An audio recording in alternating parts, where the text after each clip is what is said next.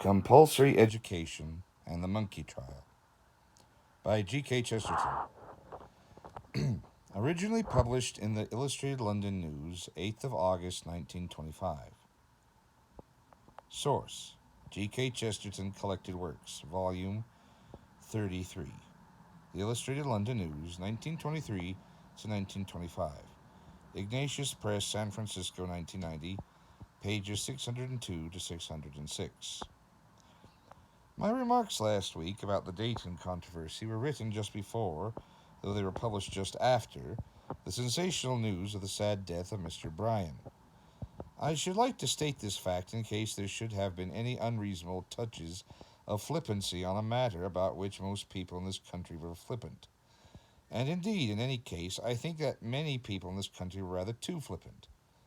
There really was a moral to Monkeyville, and it was not the moral that most of us were tempted to draw. Still less the joke that most of us were tempted to make. It is something that remains after the comedy of Dayton and after the tragedy of Byron. Indeed, it is something that was there before this comic and tragic crisis came, and would still have been there if it had never come. When all is said and done, there really was and is a modern problem, which was the real problem troubling this honest juryman of Tennessee. For the problem is likely to prove a nuisance. It will be none the less a nuisance in the future because nobody is taking any very particular trouble to face it in the present. In practical politics, the survival of the fittest frequently means only the survival of the fussiest. And I fancy I can foresee a very considerable fuss in the near future about the Dayton difficulty, which some ridiculed as merely a thing of the past. The particular question of whether Americans are on the side of the angels or on the side of the apes in the single scandal of alleged materialism at Monkeyville may indeed be a thing of the past. Anyhow, journalists may now be excused for treating it as a thing of the past, though curiously enough there are two quite contrary reasons for calling it so. One set of scientists will say it is an old business because natural selection is established. Another set of scientists will say it is an old business because natural selection is exploded. The old biologists may still think Darwinism too new to be disputed. The young biologists will often think it too old to be defended. But those who think Darwin too right to be questioned, and those who think Darwin too questionable to be followed, may well join in thinking him a very old subject to be discussed. They may well therefore decline any further discussion, and even if they are not bored with Darwin, they may well be bored with Dayton. But the real problem that remains has nothing necessarily to do with either Dayton or Darwin. It is a real problem because it has to do with the real world of existing education and politics. It is not concerned with professors of 50 years ago, but with the schoolmasters of today. It is a problem of the schools, a problem of education. It is not concerned with monkeys, but with men. And if Monkeyville did not exactly solve it, most of those who make fun of Monkeyville do not seem to even know that it exists to be solved. So far from having discovered the solution, they have not yet discovered the problem, and in that respect all enlightened evolutionists who have smiled over the affair really much less advanced, much less in touch with the time, much less aware of the new world of the 20th century than the wild fundamentalists of Tennessee. The problem arises out of compulsory education. It is the great paradox of the modern world. It is the fact that at the very time when the world decided that people should not be coerced about their form of religion, it also decided they should be coerced about their education. Queen Elizabeth made an act of conformity by which all populace had to go to church. Queen Victoria saw that the making of another act of conformity by which all the populace had to go to school. Now, in pure reason, it is quite clear and quite certain that both were in the same sense persecution. Both assumed certain things to be true and punished anybody who acted as if they were false. But this rational recognition was covered and confused by by two facts or fictions. The first was that what may be called the theory of the three R's. That is, it was a theory that instruction could be confined to things so simple and so self-evident that nobody but a lunatic would be in the least likely to dispute them. The other was what may be called the theory of secular education, which people with more confused minds called unsectarian education or undenominational education. That is, it was a theory that religion, in the strict sense of theology, was the only thing about which even the lunatics would be likely to quarrel.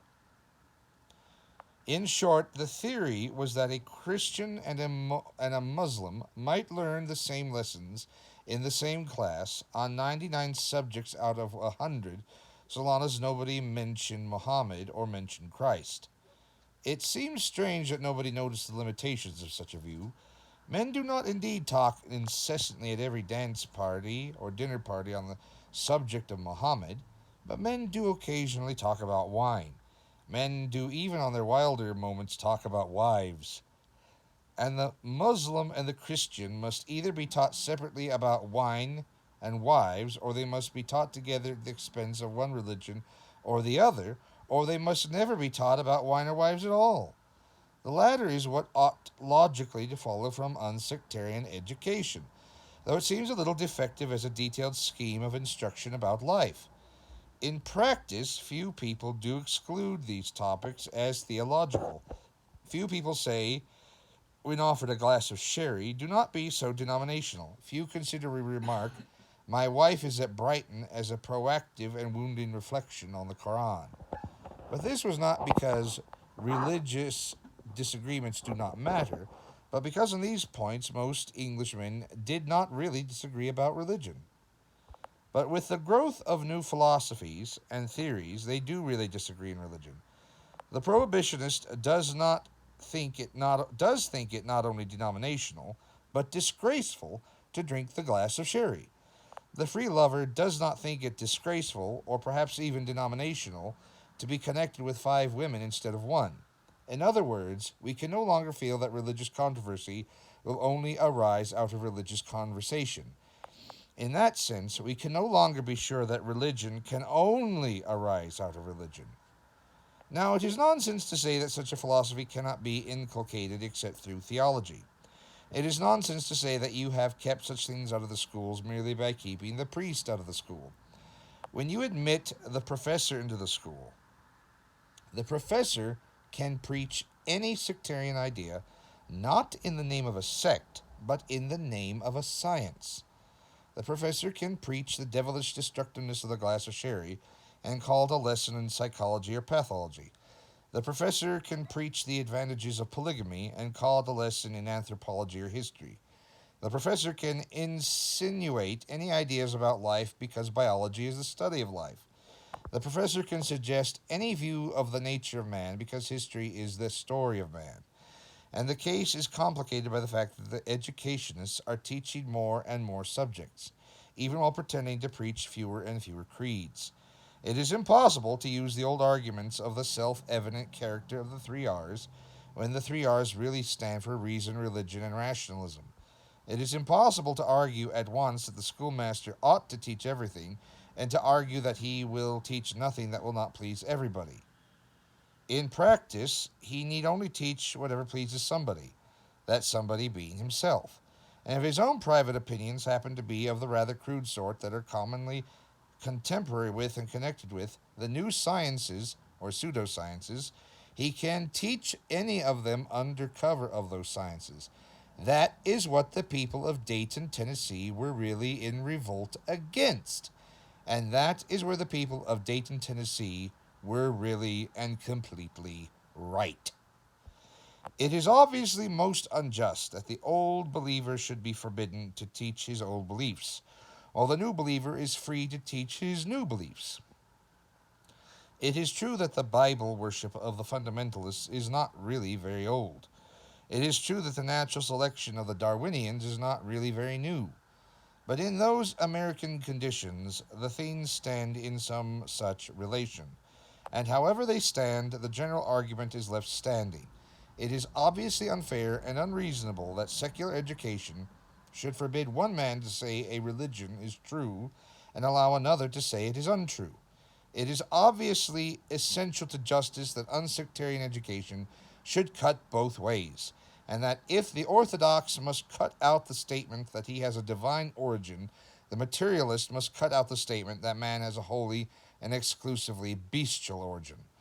The difficulty arises from the combination of the widening of education and the exclusion of religious education. But if the fundamentalists say that some secularists abuse the right of secular education, they say what is exceedingly probable. And if they say it is intolerable, they tell the truth.